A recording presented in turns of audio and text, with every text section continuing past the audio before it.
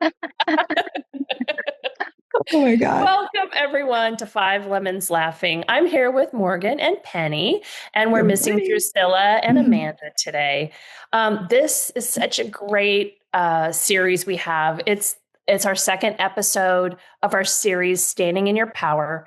And this is a journey about choosing to live unapologetically in your truth right now. Mhm. Last time we talked about letting go of the victim story and learning to listen to our inner guidance. And today we're peeling back another layer.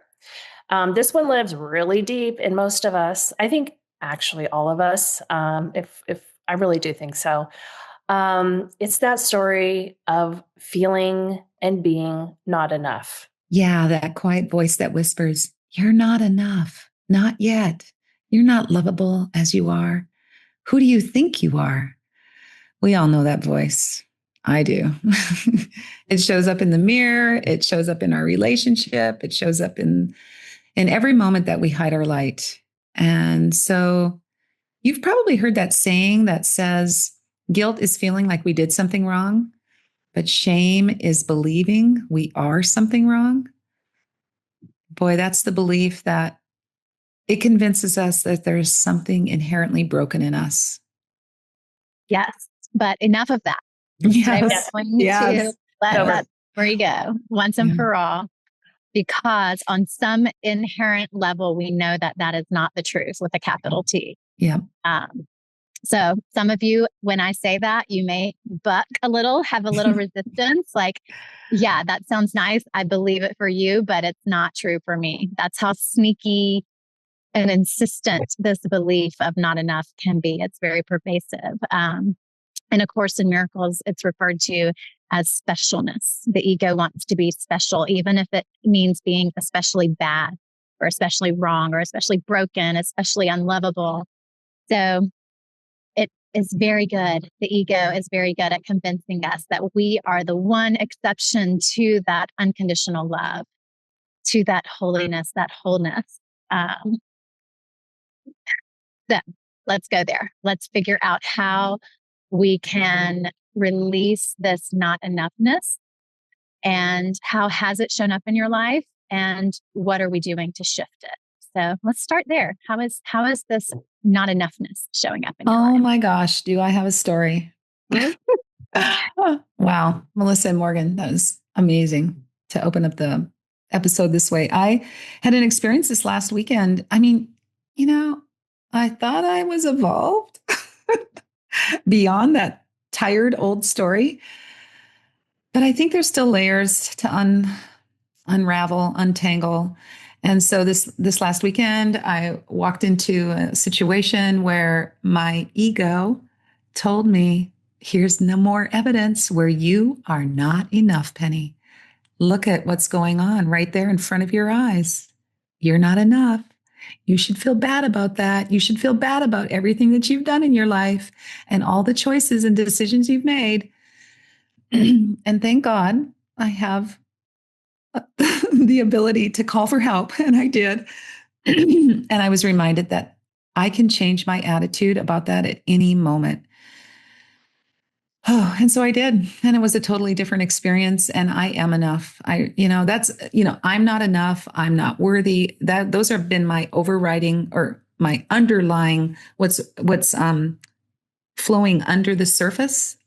And so I am interrupting that story. But anyway, it was just really, I guess, humbling is the word, to just see it just right in my face. Yeah. And I did interrupt it. So I didn't stay there long. Normally, gosh, I would have probably had a horrible experience and played the poor, pitiful Penny home for the rest of the, I don't know how many days, but it would have been a while. But instead, I changed it around like, gosh, literally within like a half an hour. And I think that was really good. So, yeah, that just wanted to share that. That's awesome. Yeah. I do think you nailed something, Penny, which is the awareness of it. Like, you're aware when it's happening. Yeah. I think a lot of people could be at a point in their life where they're just now aware that this is not just happening to them. Like, I really do love the fact that I know, this is a universal issue. Like everyone has this. And I always question it. I'm like, why were we born with this? Like it's just in the separateness of being on this planet, thinking it's an illusion that we are separate, but we're not. But our whole world collaborates the story, right? So war, being separate political parties, separate everything. You're rewarded if you're strong and you're tough and you're out there doing it on your own, and which is fine. It's just that's like the world ego that was built from all of our little egos, keeping this story in place that we're just out here separate, we're out here alone. And if we were just good enough, everyone would love us and everything would work out. And so it's that constant looking outside of ourselves for our navigation. And that story out there is confirming you're not enough. So first of all, know that everyone sees that and feels that. And so now what do we do with it? Mm-hmm. Yeah, you're right. It is amplified everywhere. While you were talking about that, I was like, that's why the church is so successful, because it's playing off a belief that we all have within us. Yes. When we separated from God, yes, separated with air quotes, because the separation could not have ever really truly have occurred. Original sin is a separation. Mm-hmm. Yeah. It makes so much sense. Mm-hmm. Yeah. Man and woman separate. Mm-hmm. A lot of stories. And a lot of, you're right, Morgan, a lot of religions just, they play on that, but it is also a place where people go to heal that. Mm-hmm. So I was listening to something this weekend, and there is someone that calls it the root assumption, that it's pretty much the same in all religions, philosophies, which is exposing the separateness as an illusion. And most of philosophies and religions are trying to bring you back, at least bring you back to God, or bring you back to oneness, or see your oneness in the universe. And so it's a universal issue. Yes, it is. So let's bring it back down to the micro level. That's a little bit of the macro. Where Penny gave us a good example. Where do you see this showing up in your own personal life, Melissa? Oh, please. We're on a podcast that's also on YouTube, and I have to wear glasses to be able to see up close. And so for me, that story has been the glasses I've looked through my whole life. Like making it, first of all, just thinking that I don't have choices, life happens to me, and then giving that narrative an excuse, which was, I'm not good enough, so shitty things happen to me. And so I have really had that most of my life. I've worn those glasses. I'm not good enough. And it's probably made me stay in situations I should have left long before. It definitely has caused fear. It's definitely caused social anxiety. I can't go in there. I can't be me. I can't show my light because they're going to really see I'm not good enough. And honestly, I'm so done with it. I'm like, I know it's an old, tired story, isn't it, Melissa? It is. Yeah. It's like a crutch.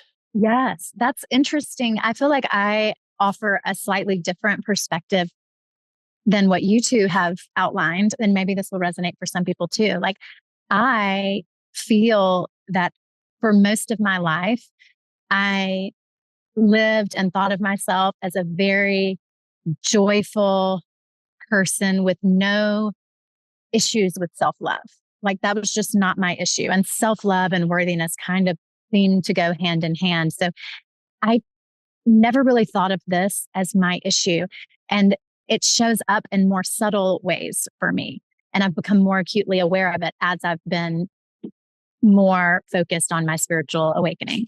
And how it shows up for me most prominently, I'm sure I could come up with a ton of other examples, but is in feeling like I'm a spiritual failure and like this stuff works for other people, but it doesn't work for me. And I must not be worthy, because why isn't abundance showing up for me? Why don't I feel clear about, connecting with source in my meditations? Why don't I feel clear about what my next step in life is? And, I don't feel tuned into clarity. I don't feel tuned into all of these different gifts of God. So it shows up in that way for me. Mm. Great examples. Mm-hmm. And they kind of sound similar. Yeah, it is. It is. Yeah, it is similar. It is similar. Yeah. It's all the same, It is. Yeah. But how do you decide you're worthy of it? Honestly, it is, A Course in Miracles, there's a quote in there that I love.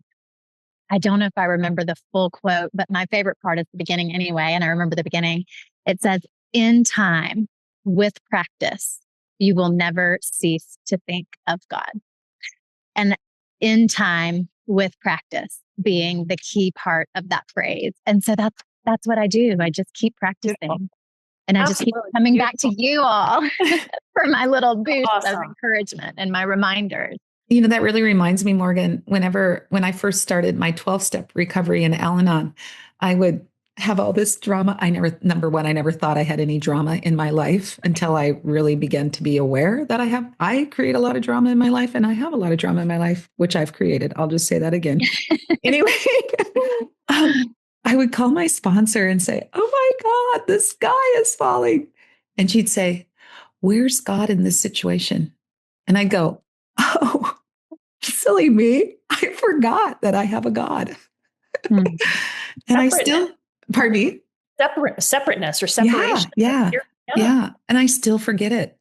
But I'm getting the reminders a little quicker now, which is really good. But I would almost every conversation for the first year that we worked together, it was like, "Okay, Penny, where's God in that situation? Did you remember to reach out to your higher power and ask for help?" And I'd go, "Shit, forgot again." Not again. That is so great. Again, that's just how quickly did you remember that you forgot? Yeah. That's the awareness. I mean, that's just such a great little tagline to remember. Oh, right. I'm not separate. Mm-hmm. Yeah, we're not. Mm-mm.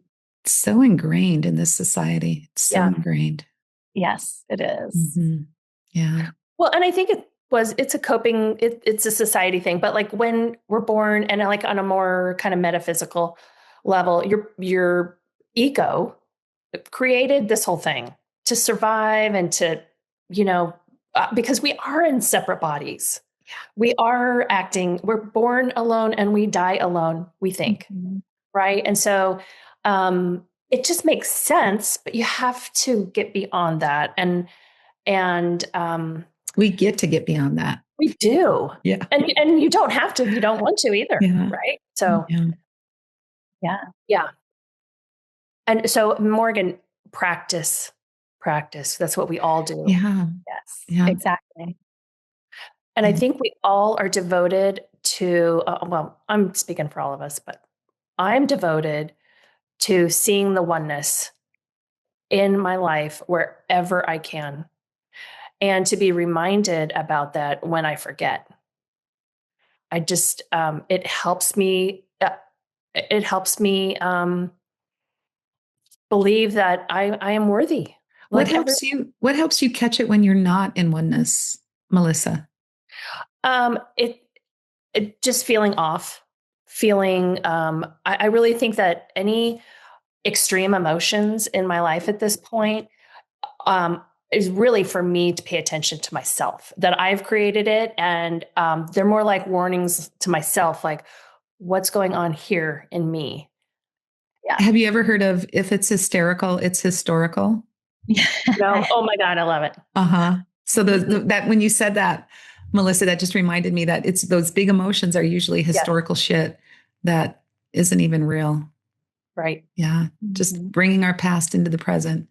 Right. Yeah. And our emotions are meant to be our guidance system. Yeah. We think that there's something wrong with feeling Yes. Anything less than joy and love and peace. And if we feel sad, or if we feel worried and anxious, or if we feel angry, there's something wrong. Well, it's not that there's something wrong that we're bad, like to amplify that belief that we're bad.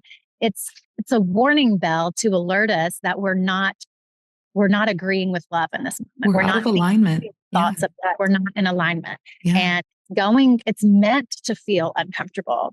If it was comfortable, then why would we be motivated to change it? So it is a help to us to have these emotions. So that's going back to what you're saying. When you start to feel icky, Melissa, that's your sign that I'm not thinking true thoughts here. And it's time for me to look at it. It's time for me to practice coming back to my heart. And how once you get that alarm bell that goes off and you have that awareness, then what? Well, a lot of us, I just want to jump in. A lot of us just stuff it down and that's ignore it. Yes. I was thinking the same thing, Penny, when you were talking, Morgan. I think that a lot of why I've decided to drop all these stories, and it really is like a fresh new start for me, I feel, is a few years ago, I started working with my resistance to things. Like, what am I resisting? And what am I pushing down is what it's the same thing Penny was just saying. And the resistance for me was also like signposts, also trigger warnings. Like, what is it that I'm not willing to feel here? Mm-hmm. And those things really led to like sweeping away certain unworthiness. Because Can it you was give like an example of the resistance. What does it look like? What does it feel like? For most people, it's constant. How about for you, Melissa? No, I want to talk about everyone else, Penny. That would be resistance. That would be resistance right there. Gotcha. Yes. Yeah, just that kind of thing. Like, I'm not willing to look at that. I'm not willing to talk about that. I think for me, resistance played a big part in my life of like, one would be having a gut feeling or an intuition and deciding against it. One would be just basic not feeling. Like something comes up and I decide I'm not going to feel that. Mm-hmm. Or it's not even that clear of a decision. It just is like, that feels yucky. I'm going to move on to something that feels good. So I think I created kind of a safety for myself where I could start feeling that. And feel, instead of driving through it, moving through it, I would stop and feel it. And I still do. And it, they say what you resist persists. Yes. And so it did. And once I stopped to really, I have a meditation practice that I do that's all about feeling whatever I'm feeling right now. And it has really helped to like I said, sweep out the junk. Wow. And like remove the stuff that I was resisting. Yeah, that's so amazing. Actually, for me, I have created so much busyness. I'm too busy to slow down and meditate. I'm really practicing 20 minutes in the morning, which I only did 10 minutes this morning because I was so busy. And and then 20 minutes in the afternoon. I haven't done it all week. And they say if you're too busy to meditate, you need to meditate for an hour. Exactly. I know that too. Oh my gosh. Because it really does slow down time. That is the beautiful part about meditation. But that's what I do, is I just create so much busyness that I have no time to pause, to feel the emotions, to be still and hear that quiet voice inside of me that's guiding me and telling me what's the next right step. But I am turning a corner and I am slowing down and pausing and taking things off my plate because, that's what I've done. It's just created so much. You have the tools and you're practicing. Yeah. And I also want to say, Penny, I did that too until I was breaking. Mm-hmm. And so I was breaking, and I also had this thought: life goes so fast, and I know time and all that, whatever. But you're either in the present or the past.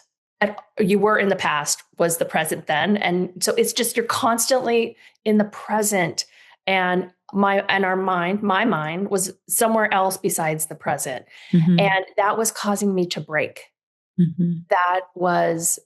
I wasn't seeing my children. I wasn't looking them in the eye. I was traveling and not really being present with where I was and what I was doing. I was planning, I was getting on the computer, doing the next thing. And I just decided I am not going to be on my deathbed and go, what the flipper happened? Mm-hmm. So that was my pivot.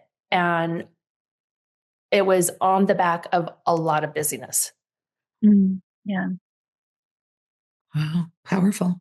Does the busyness is okay. How do I want to ask this question? Is the busyness an attempt to prove your worthiness? Of course. That's a very direct question, but of course. Yes. Yeah. I've been frequently looking outside myself for validation. Absolutely. Yeah. And that's human. It's just human. Yeah. But it's human. It's like one of those things we can choose to do differently, is why we're talking about this now. Yeah. Yeah. How do you feel in your worthiness today? Let's just say it's a sliding scale of like 1 to 10, and 10 is like perfectly, totally worthy, one with God, like full awareness of our oneness and our holiness. I would love to say a 10, but it's not quite there. I mean, I'm doing so much better. I would say it's a 7, 8. And what would you say it was before you became aware of it? Oh, well, boy, I could Before be down at a 1, 2. Yeah, I could be at a 1, 2, maybe a 0. Me too. Yeah. That's tremendous. Like shift, growth. And what's really interesting, though, nobody outside would know that that was what was running underneath the surface. That's what's so interesting. Because I was on the exterior, I was that happy-go-lucky, joy-filled person, optimistic, curious. But inside, I was hurting pretty significantly. Yeah. So I wonder I think many people, if not most people, can relate to that idea of busyness, productivity equals worthiness, earning their worthiness. But what are some other ways that it might show up in people's lives? Like, how might people be trying to earn or prove their worthiness? Their physical appearance, not feeling you're good enough just as you're aging. You have to look a certain way. Striving for the perfect body, the perfect relationship, the perfect money, car, the perfect clothes, the perfect. I mean, it's okay to have all those. It's okay to make your body your temple and to take good care of it. It's okay to wear nice things. It's okay to drive nice cars. There is nothing wrong with any of that. It's just when you're doing it to get something. To feel worthy. To get your worthiness. Yeah. To validate yourself. That's when it's. Because there's a difference between like buying a car that you love because it's comfortable and it's electric, or it's power windows and you enjoy that, and I don't even like saying you deserve it, because it's just because you are, none of us even deserve anything, because we just are already perfect. And so versus I need to have a car so I can look good, so everyone thinks I'm rich, and so then I'm accepted and I can drive to the country club or whatever. I can drive to the Al-Anon meeting, or I can drive to the whatever it is, right? Wherever your social group is. But we know that the differences, right? Yeah. So anyways, this series is about like knowing all that stuff and releasing, staying in that place, releasing that you have to be there. And it's very uncomfortable because most of us have been there a lot of our lives. And most of us have covered up our unworthiness. And it gets a little uncomfortable because you're really raw. And then you have to be raw. And okay, it's just for me. That's how I felt. I felt raw, and I still feel like Morgan on the scale 1 through 10. I also think I'm like 7, because every day I work at this. Mm-hmm. And I will tell you that fast it happens, I'll go right back to it. I'll go right back to, well, that must have not happened for me because I don't get what everyone else gets because I'm not that worthy. Yeah. So, And I want to be clear that it's not a conscious thought that we're thinking. Like it's a no. computer program that's running There you behind go. the scenes. And it takes that practice that we talked Yeah. about to bring that to our awareness. Because if you're not aware of it, then it's just going to keep running the show in the background. And that's why teachers like Jennifer Hadley say awareness is curative. Because what we're not aware of is just going to keep running the show. Yes. Yeah. And also, prayer, meditation, those things help, like partnering up with your higher power or your higher source of like, let's move beyond this. Let's get out of this tired old story. Yeah. And let's move into being present with how amazing life is. Yeah. No matter what's going on in the world. Yeah. So what's one thing that we are willing to commit to this week to keep our worthiness at the forefront of our awareness? So I'm going to continue to, when I get that intuitive hit that this is what you need to do next, Penny, take action on what the voice or the intuitive hit is guiding me to do. I'm going to continue to listen and take action on what I just heard or what I just felt. Nice, Penny. I am going to continue my meditations on oneness because when I feel less separation from everything around me, that I'm on my own, I got to do this on my own, then I feel more, I just feel confident, relaxed. I feel I'm taken care of. And then all of that leads to, well, I must be worthy enough. This must be, I must be part of the universe. How about you, Morgan? Beautiful. Thank you for sharing those. And I'd love for you to share your meditation that you've been working with us too, please, Melissa. I think for me, it's that lesson from earlier this week, A Course in Miracles lesson 284. I can elect to change all thoughts that hurt. So just noticing, it's the same thing that we've been saying, just noticing when I'm feeling uncomfortable, when I'm feeling anxious or worried or sad or angry, any of those lower level emotions, identifying the thought that's causing that pain and choosing to go the other way. So just practicing that lesson is my intention for the week.